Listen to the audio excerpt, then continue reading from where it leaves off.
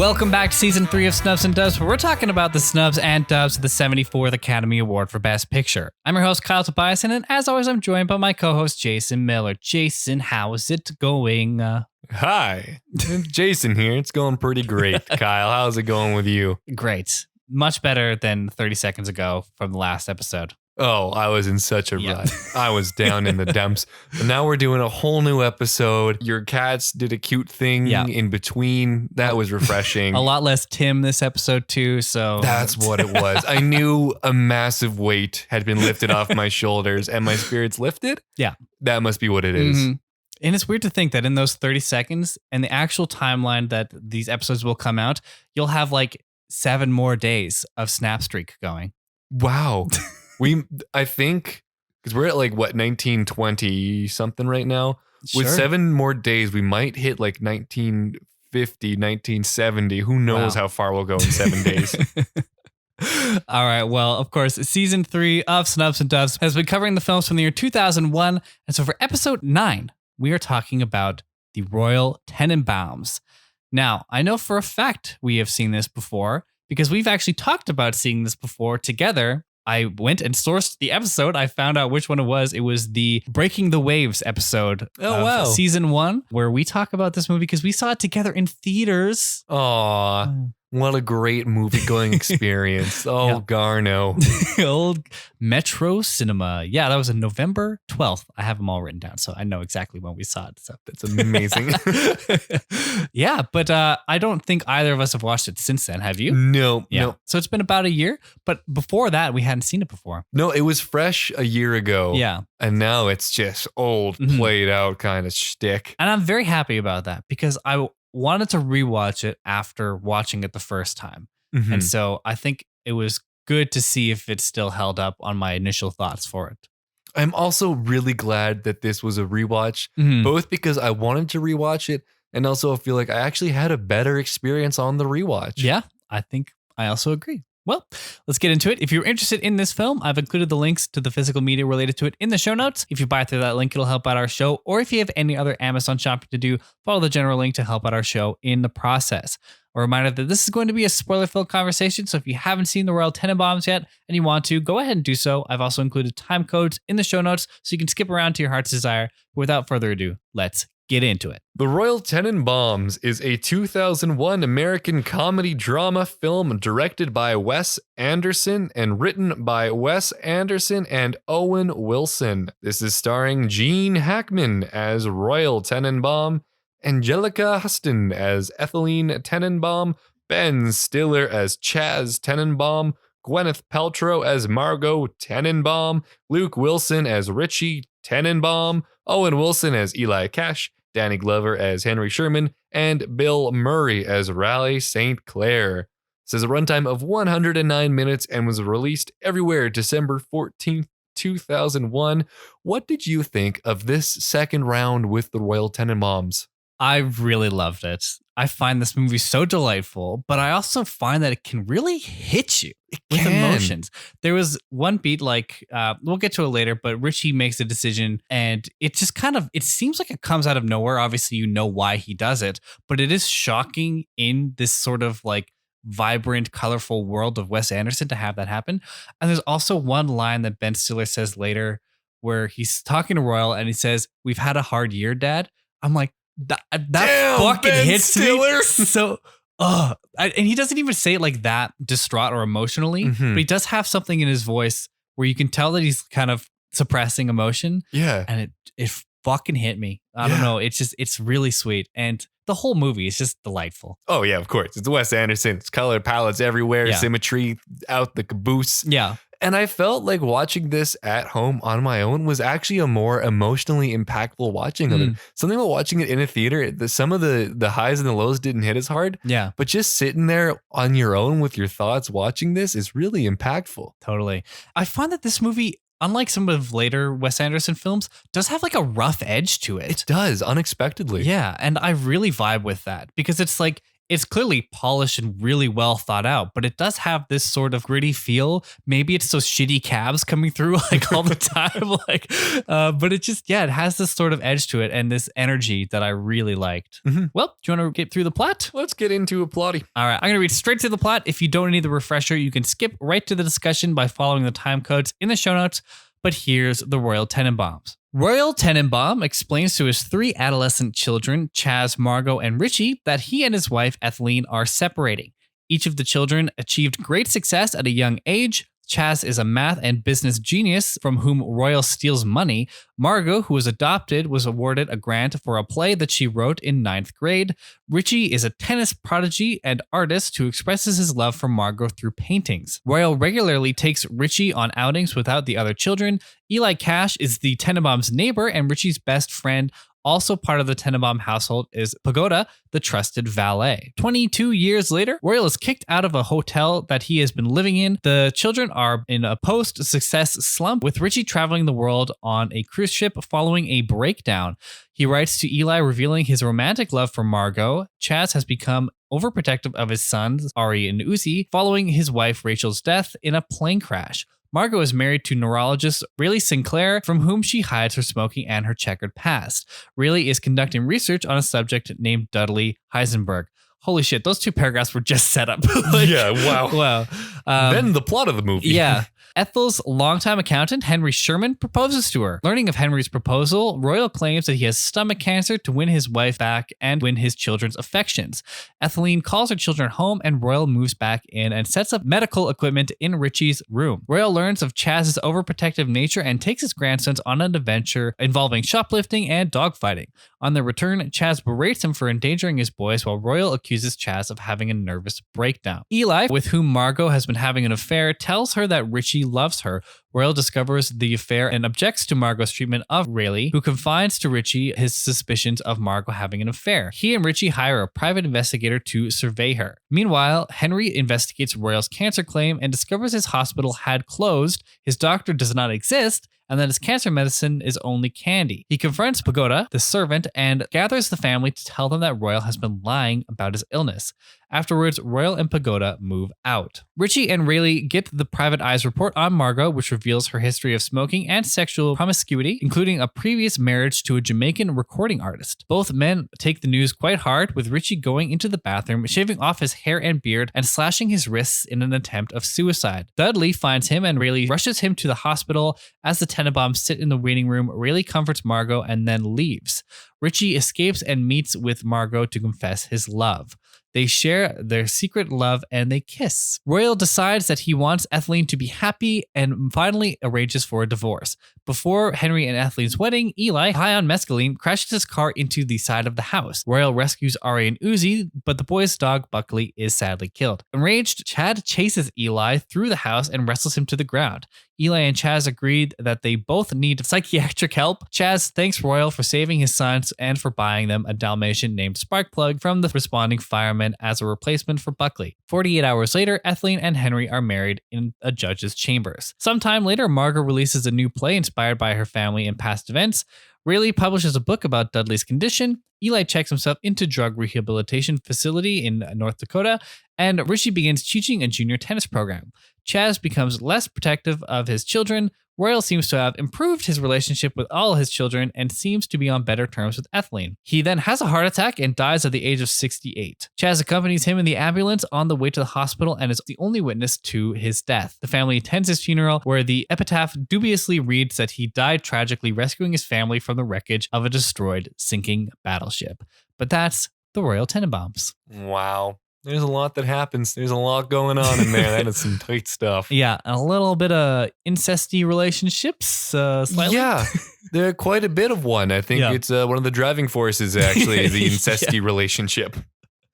It is weird that it's like a sweet incesty relationship, and also that they bring it up so much, because you easily could have just brought up that Margot is an adopted sister, and therefore, not blood. And so if they were to have sex, it's not so weird, but it is still weird that you were raised. Weird. It is still that's still your sister. Yeah. And I think it is kind of strange that it's building the case that an adopted sibling's not really a sibling. That doesn't I don't know if that's really true. I feel like that's still a part of your family. Yeah. No, it is very weird.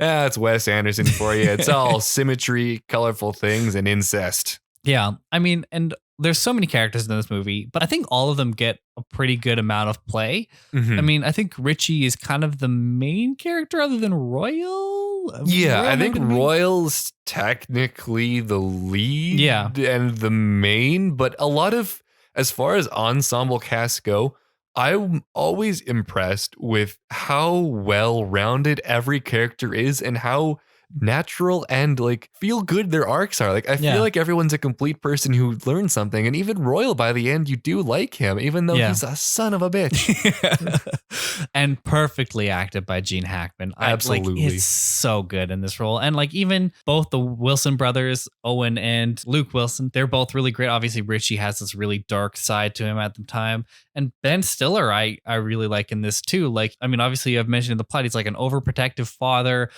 but he seems like really manic and clearly damaged and has this sort of hidden trauma that he kind of suppresses behind his overprotectiveness of his children.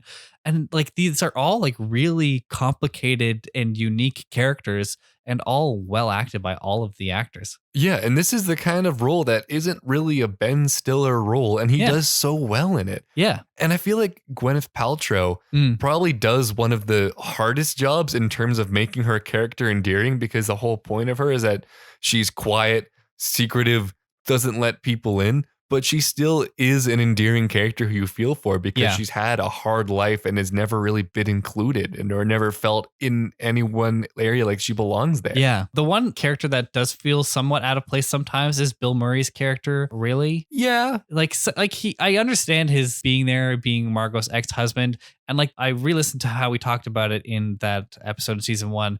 And it does feel like against type for Bill Murray in a sense. Very much. And like nowadays, I don't think you would do that except for Wes. Yeah. But like it seemed a little bit strange. I thought he was going to be more fun, but maybe that was just my expectation because it's Bill Murray. And like he seemed like a character that didn't really get a whole arc and was just kind of there sometimes. Yeah. And like, because it might have been a case too where like, you get Bill Murray, obviously, because Wes Anderson and Bill Murray have like a really good relationship and Bill Murray wants to be in Wes Anderson's films. But like he's playing the ex-husband of one of the main characters and he doesn't need to be there all the time, but you're just finding reasons to put him in there. Yeah. And so like that was the one character that sometimes I felt like didn't belong in some cases, but I also do understand it's his purpose in the narrative. But yeah. I feel like the saving grace of his character is that it's a very Wes Anderson character, so it's not horrifically out of place. But when you look at how great all the other characters in this are, he does stick out like a sore thumb, especially with Bill Murray acting him. You kind of expect him to steal the show when he really is just a background kind of guy who has some pain but doesn't really do much with it. He's a character who's there to kind of further Margot's story, and that's it. Etheline and Henry are also really great. Oh, they're great. I really like who plays Henry Sherman? Oh, Danny Glover. Danny Glover. Yeah, he's got like this very stern but somewhat kiddish. Like he's very nervous around Etheline sometimes, which is so sweet and endearing. But then he does have this kind of like firm stance, especially when it comes to Royal. Yeah. Like I love their like bickering in the kitchen that one time, and they were about to like go at each other. Like I really like Henry as a character. Yeah, he's got a good vulnerability to him where he can be nervous and not understand and not do the right things and still be a really cool character. Yeah. And be a chartered accountant. Thank you for the representation. You know what? We need to start making a name for it. Accountants aren't just people who hate their job and quit. One of them likes it. And that's probably a good ratio, actually. I'll take it. Yeah. What were kind of your favorite moments from this movie? On the rewatch, especially, the scene where Richie attempts suicide is so hard hitting. Yeah. Especially with how like the audio syncs up. And I think having like, because I watch this on my computer, so I have like a good sound system with the headphones and whatnot. God, that is emotionally so good when he just quietly says to himself, tomorrow I'm going to kill myself. And then he does it today. And then he does it today ahead of schedule. You under promise, over deliver. But that was really good. I really felt like that has so much hit to it. And a lot of his scenes are so strong. Yeah. And I always, after this movie, makes me think like, how is Owen Wilson planets ahead of him in star power when like he can deliver some really good scenes and performances? Yeah. And the music really helps with that scene too, because it's just kind of like a soft, I don't know what the song is, but it's a soft guitar song that's happening just over top of it. And it's not interfering, but it is kind of setting that mood. And it just like adds to the, it feels almost out of place in this movie. Yeah. But like, I totally understand it. And it's so weird when they look at his scar after. Yeah. Margot's just like, can I see it? And I'm like, ooh, yeah, just kind of that reminder. Off-putting, yeah. And I also really enjoy the scene of Royal when he shows up to the hospital. I think that's a really strong character building moment for him where he's like, well, we got turned back, but what if we shimmy up there and hop that window? Yeah. And then he's just right behind him. Yeah. But it's like really sweet seeing that he is actually that dedicated to his kids now. And they've built that relationship that like he's not taking an easy out by being denied that. He's going to find a way there, even if he doesn't need to in the slightest. Yeah, I also like the relationship between Royal and the grandsons. Yeah. I think that was sweet. Like, I think that's where I liked Royal in a lot of places was because like clearly those two kids were being a little bit fawned over and they needed a little bit of excitement, a little bit of fun. And a little dog fighting. Royal really wanted to get in there. Just a little dog fighting, a healthy amount. Yeah, but like it just seemed those were just like fun scenes, and you could tell those kids were probably having so much fun. And like if you were that kid, you would probably having a lot of fun.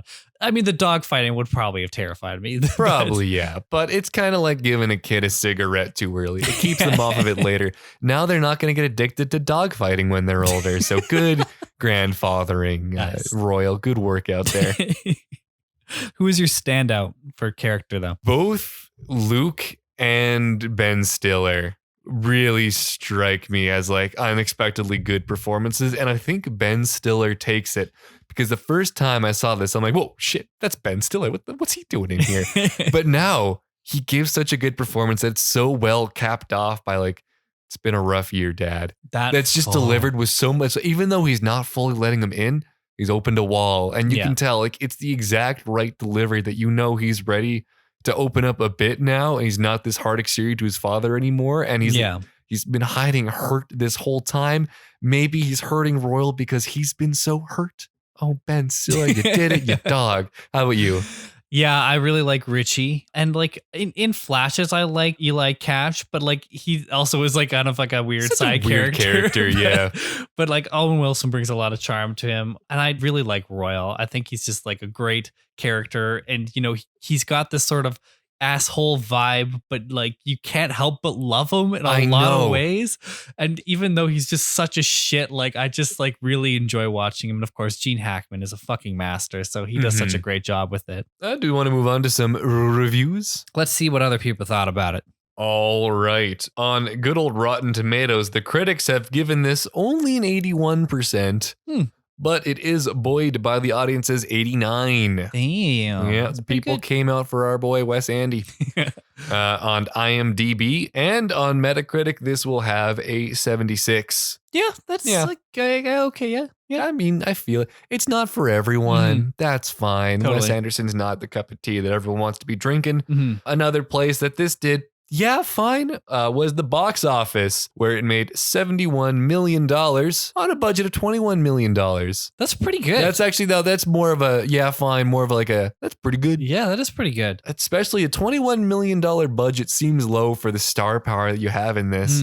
But I feel like Wes is one of the directors. This is his cast, his crew. Well, yeah, and especially with Owen Wilson writing it, and him and Luke Wilson and Wes all being friends and having that relationship, like they'll clearly take a cut. And Bill Murray, even, like I'm sure he would do anything for Wes at this point. So yeah, exactly. This would finish at number 54 at the box office of the year, which is actually pretty impressive, considering like the last like two movies that we talked about in the last four we're not even on the rankings. So that's pretty good. Yeah, it's just nice to actually control F a movie and have it pop up. Yeah, totally. Well, that's going to bring us to our reviews. Mhm. And Kyle, you're starting this off, as is Okay. tradition, with your enjoyment score. I wrote a 4. I think I'm bumping it. I think I'm going 4.5. 4.5. Yeah. Nicely done. I think this is going to be my first 5 for enjoyment. Wow. I was really captivated by it on the second Yeah. watching, where like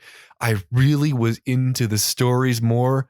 And I think what helped with that was the first time you're learning a lot of information all at once. Yeah. But I had an easier time understanding each of the characters this time and watching each trajectory and seeing how being a gifted child to burnout adult has affected them. And I was really into it. It was a really good character kind of movie. Totally. That's a 5. Kyle, what's your craft? I gave this a 4. I think it is a very well-made film. Clearly, Wes Anderson is insanely great at making these. I'm trying to figure out why I docked it. I might even go 4.5. I think it's a 4.5. I don't know if it's a perfectly crafted, perfectly made movie, but like it's, yeah, I'm trying to think about why I docked it a whole point, and I don't know. I think it's 4.5. Yeah. I'm right there with you. I'm also going to give this a 4.5. It is very Wes Anderson style, which is both a good and a bad thing. It's good because I enjoy his style. It's bad because he's done it so often that it's just kind of a safe thing to go with. And nothing was so out of that left field that it really drove me to give it a 5. Yeah. But I'll be goddamned if he does not have that thing down pat. Totally. What's your execution? I gave this a 4. I think it is very well written and well acted. I think I just sometimes got lost in certain characters, like maybe Bill Murray's character and sometimes Eli Cash. Like the whole thing of it, I don't think it's perfect, but it does like come together really well, and it is incredibly well acted. I am right there with you. I'm giving it a 4. I do think those two characters kind of got lost in the works. Yeah. Couldn't get quite fleshed out enough with the high bar that was there. Otherwise, that could have been 5 potential. Totally. And what is your rewatchability? After watching it a second time, I think this is a 3.5. I will definitely watch this again. I think it is an essential part of Wes Anderson's filmography, and it's an easy one to recommend from Wes Anderson's filmography. Easier than some other ones like Moonrise Kingdom. I think I would always recommend this one over Moonrise Kingdom, but like maybe not over Grand Budapest. Like I don't know if I would recommend this over Grand Budapest. So I think for me it's a 3.5, but I will be returning to this. That's fair. I've been dancing around a bit. I do think I'm going to give this a 3. I'm very glad that I gave this a second watch, but I feel like I've had my moment with it and I'm probably not going to return to it. I would never turn it down if offered, but I think I've had such a good experience with that second watch that like I can put a wrap on that. Totally. But very worth a second watch in my opinion. So that's going to be 3 City. I feel like one of these days I'm going to go in chronological order and watch all of Wes Anderson's films, because there is some that I'm still missing. Like I haven't seen The Life Aquatic still, and I haven't seen The Darjeeling Limited. Interesting. So I'll have to get to those. It'd probably be worth watching those all in order, sitting down, seeing how the style develops. I think would be really cool. Totally. All right, Kyle, you've given this a 16.5 out of 20 for an 83. I have given this a 16.5 out of 20 for an 83. Time for ranking. Kyle, you have top to bottom Donnie Darko, Memento, Shrek, Ocean's 11, Harry Potter, Spy Kids, Gosford Park, Ghost World. Where is the Royal Tenenbaums? This is my new number 4, under Shrek, but over Ocean's 11. Interesting. I thought with that ranking, I had my cursor a little bit higher than that. Yeah, it is very close to Shrek. I think it could have been 3 or 4, and I might regret this decision later, depending on how much stuff separates Royal Tenenbaums and Shrek, because I feel like I had the same positive experience out of both of them. It's a weird spot that they're in, but I feel right now, because of the rewatchability, probably it's a 4. Yeah, it's number 4. Go with your gut. Yeah. You can always, at the end of the season, if you made an egregious mistake, you can fix it. But you got to do you. Yes. What about you? I'm putting this number 2. Damn. Okay. I feel like this is a more complete movie than Shrek. Totally. Even though Shrek, so rewatchable. Oh, yeah. So enjoyable and lighthearted. Mm-hmm. I think I really enjoyed that second watching. I got a lot out of it emotionally. Mm-hmm. And that's going to bring it to number 2, which will bring my order to Donnie Darko, Royal Tenenbaums, Shrek, Memento, Harry Potter, Ocean's 11, Spy Kids, Gosford Park, Ghost World. My top is feeling like a more complete top. I'm feeling better about this now. You're deep in thought. I'm really thinking about it. Give us I the don't know. play-by-play. We're not. This hasn't been that long of an episode yet. What's going through that head of yours? I'm really thinking about whether or not it's above or below Shrek. Fuck, it might be above Shrek. It might be number 3. You bumping up? I think I'm bumping Let's it. bump it. It's not too late. I'm sitting here reflecting, thinking about them both, trying to play them side by side in my head. You know, then I saw her face. And I'm a believe that Shrek's number 4. You're a believer. Shrek number 4, Royal Tenenbaums number 3. Yeah. Ghost World still last. Yes. That is quite the ranking. Well, now that we have come through, what a roller coaster of a ranking. Yeah. I don't know if you've ever had a live fire reversal, but I don't know if it's ever been that complicated. no. Yeah, wow. Wild. And from 2 very different movies. They are Yeah. not similar at all. Yeah. I mean, they're comedies. They're both kind of comedy. I guess so, yeah. That's true.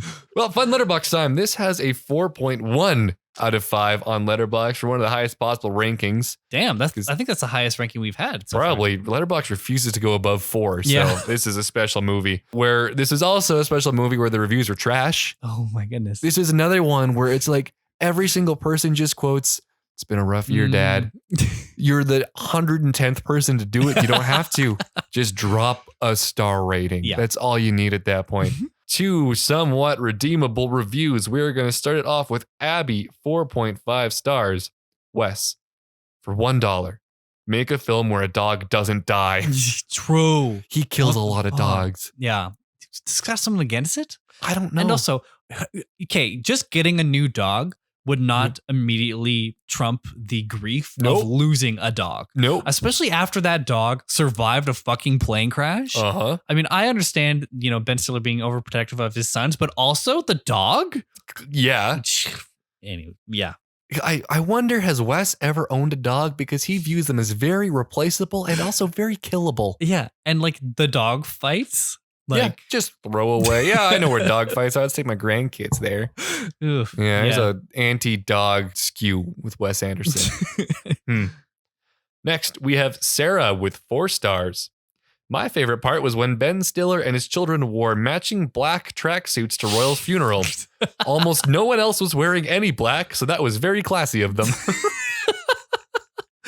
That was so funny, those costume choices, how just for the funeral they switch from the red to black ones. Now, did they just have black tracksuits, or is that specifically their mourning tracksuits? Because I feel like it might be. Those are like deep in the closet, the funeral tracksuits. All right, awards time. Kyle, do you think this got any award traction? And if so, what?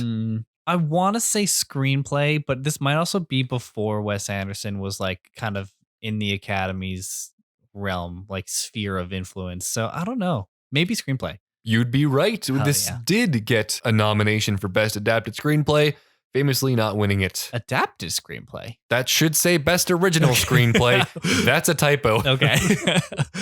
Yeah, no, because I think I got confused because it pretends to be based off a book, but it's not. It is a Best Original Screenplay. Yeah. Other notable things that this had, it was nominated for Best Original Screenplay at the BAFTAs as well, and this won the Golden Globe for Best Male Actor in a Musical or Comedy for Gene Hackman. Yeah, he's somebody that I'm going to be on like the radar because he wasn't nominated for an Academy Award. No.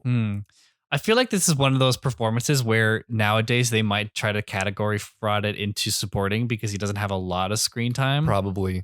And I feel like we could take it wherever we want, season wrap style. Because it's so hard to put like a label as one person as a lead because they all have like equal screen time. This is a true ensemble cast. Yeah. Everyone is equal in that regard. Interesting facts, because the Letterboxd was light. The fans on Letterboxd let us down. The interesting facts did not. This is heavy and I have many. Are we ready to get interesting? Oh, I'm ready. All right. We'll start it off here with the hand that is seen with the BB lodged between its knuckles is not Ben Stiller's, but Andrew Wilson's, brother of Owen and Luke Wilson. When they were children, Owen fired a BB gun at Andrew's hand, and the BB has been there ever since. That's funny. That is kind of funny. Especially because Owen Wilson was a writer on that, so he clearly wrote that with the idea that he would have to use his brother's hand. That is kind of funny. Cool. The original Hawk used to play Mordecai was kidnapped during shooting and held for ransom. Production could not wait for him to be returned, so the bird that appears later in the movie has more white feathers because it's a different bird. Oh, and they just put that in the movie. They just mentioned it. Yeah, well, I don't think you could avoid it because it is a different bird, and I imagine it's going to be hard to find that similar looking of one. Yeah. So I think you got to work with it, and I guess they do. Yeah. Now that I've read that, it does feel kind of sure, and they're like, oh man, look, it has more white feathers. Yeah. This is something we were aware of and planned for. Gene Hackman, knowing that he was near the end of his career, signed on to this movie under the agreed promise from Wes Anderson that it would be a fun and relaxing experience. This did not transpire and led to Hackman becoming frustrated and verbally abusing Anderson on set over trivial matters. Such was the extent of his frustration that cast members became angered and felt that what Hackman was doing amounted to bullying, leading to Gwyneth Paltrow and Anjelica Huston avoiding Hackman on set. Oh no. Bill Murray saw this happening and decided to intervene, calling Hackman out on his verbal abuse of Anderson and choosing to come to work on his days off as a show of solidarity with Anderson. Wow. So, great performance. Kind of a piece of shit, though. Yeah. Damn. And what an absolute bro move for Bill Murray. Like, honestly. That's standing up for your friends. Yeah. Fucking mean Hackman. In further Gene Hackman is kind of shit news, Gene Hackman mentioned in interviews that he was somewhat hesitant to accept the part as he felt that he himself had been insensitive to his own family at different points in his life. He asked them if they would find him playing this character uncomfortable for their own sakes, but they all agreed he should accept the part. It is a strange thing that you have been absent enough to your family that you recognize it to the point of needing their permission, but not like fixing that. That's like, guys, I know I've been neglectful. I've been downright a piece of shit. Can I make money off that though? Like, I've just been method acting for this role I didn't know I was going to get. It's okay. God. Wow. Originally, Gene Wilder turned down the role of Royal Tenenbaum due to his retirement. Yeah. So they were going after genes. Yeah. Hey, they clearly were. The flip side of a fun fact from earlier this season, Danny Glover, Luke Wilson, and Owen Wilson all turned down parts in Ocean's 11 to appear in this film. There we go. Yeah, full circle. Here. I think it was worth it on all accounts, especially considering Owen Wilson wrote this movie. Yeah, I don't think you were going to pry him off this set. No. Ben Stiller asked co-writer and director Wes Anderson why his character and his sons always wore red tracksuits. Anderson replied that because Chaz was so obsessed with safety after the death of his wife, that red would make everyone easier to see in case of an emergency. Anderson later admitted on the DVD audio commentary that he had no real reason behind the costumes. He just always imagined them wearing tracksuits. That is a good save, though. Yeah. That is a satisfactory answer that you pulled out of your ass, Wes Anderson. The scene where Richie punches the glass in Mordecai's pen was unscripted. This was improvised by Luke Wilson on the spot, and the scene quickly cuts to Richie and Raleigh talking up close. This is because when Wilson punched the glass, co-writer and director Wes Anderson thought he seriously hurt himself. So he just cut it. He should have let the magic keep rolling. Oh my. But he also had his hand wrapped up afterwards, which is probably real, and he probably was bleeding a lot. So, man, what's with these actors going in, punching glass or mirrors and actually injuring themselves and then just being like, oh, I guess whatever. Does everyone forget that glass cuts the shit out of you? I mean, it did add to the effect of the scene, so kind of a cool choice. But like, I mean, you only have one shot at that. So. Exactly. Man, good work. The brand of cigarettes Margot smokes throughout the movie were only sold in Ireland and were discontinued in the 1970s. According to Wes Anderson in the DVD insert, this was intentional because of the 1970s theme and to make Margot's secret smoking habit just a little stranger. Who would have picked up on that, though? That's insane. I don't know. Cigarette connoisseurs. From Ireland. From the 70s. It's actually a pretty big scene. Danny Glover's look in the film was modeled after UN Secretary General Kofi Annan. This was Wes Anderson's idea after Glover, who knows Annan personally, introduced Anderson to him at a UN event. Cool. That's kind of cool. Yeah. Couple more. Wes Anderson and Andrew Wilson provided the voices for the commentators during Richie Tenenbaum's tennis match. Many viewers thought it was a cameo from Jason Schwartzman, star of Anderson's previous film Rushmore. Also, the Wilson brothers all have similar sounding voices, therefore many people thought it was Owen Wilson providing the voice of the second commentator. Another note, Anderson also played bass on the reggae music in the initial sequence. Cool. Yeah. One thing we never mentioned was that Alec Baldwin is the narrator. Oh, I didn't even really realize pay that? attention to that. Oh, No, I wow. didn't pick up on that. Yeah, the first time we watched it, I think I couldn't place the voice. I could hear it and I knew that it was a familiar voice, but it wasn't until the credits that I realized. And so this time I was listening to it through, and it's only pops up every now and again. But yeah, Alec Baldwin. Oh, interesting. Lastly, the spots on the Dalmatian mice were put on with Sharpies. Understandable, because Dalmatian mice, not real. Okay. Interesting. Well, did they get the no animals were harmed in the making of this movie at the end? No, those are real dog fights. They killed dogs, Kyle. This is a Wes Anderson movie. They're not escaping without some dead dogs kicking around. I mean, if they have that, then they're just that much better than Gosford Park, at least. Yeah, So, wow. oh We're God. actually just murking birds in the sky. God, you can fake that. Unbelievable. Also, not important to really show birds dying. You know they're shooting. Yeah. Anyway, Yeah. not critical there. Sharpies on mice. That's the main thing that happened in this movie. Well, any final thoughts on the Royal Tenenbaums? Nah, that's Tenenbaums for you. Yeah. How about you? I think I've said all I need to say on Tenenbaums. Me as well. Okay. Well, I want to thank you all for listening to season 3, episode 9 of Snubs and Dubs. As always, you can find us everywhere on social media at Snubs and Dubs. That's on Instagram, Twitter, Facebook, Letterboxd, etc. We're also on Good Pod, so make sure to check us out there and join our official Discord. We love to hear your guys' thoughts on this film or on this episode, so please send us a tweet or a message with a question or recommendation or anything else. I'm also at Kyle Tobias on Twitter, and Jason's at Windy_Mills. Of course, all of those links will be in the show notes. Make sure to leave a 5-star review, share the show to everyone you know, and check back next week for another episode. Here's a sneak peek of the film we're going to talk about. Should we do something? I've had lots of girlfriends, and I don't understand why this one is any different. Oh, God, you don't think he wants to... Oh, he's not gonna marry her. Well, then what's he doing with her? She probably loves him. Girls always have. You know, I've been ignoring our difference in age, but you keep playing with those blocks. She's not divorced yet, you know. It's the same thing.